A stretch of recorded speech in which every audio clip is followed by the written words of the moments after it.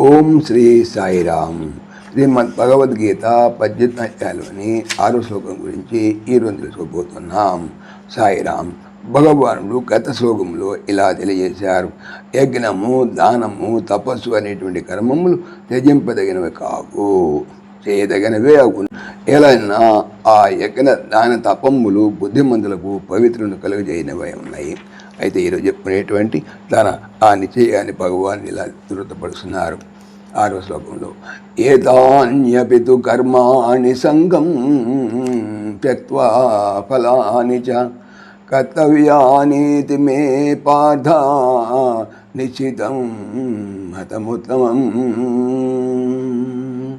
పార్థ, ఓ అర్జున, ఏతాని కర్మని అపితు, ఈ యజ్ఞ దాన తపములను కర్మలను కూడా సంగం ఆసక్తిని, తగులుబాటును, ఫలానిచ ఫలములను, త్యక్త్వా విడిచి, కర్తవ్యాన్ని చేయదగినవి, ఇది అని మే నా యొక్క నిశ్చితం నిశ్చయింపబడినదియు, ఉత్తమం శ్రేష్టమైనదగు మతం అభిప్రాయం.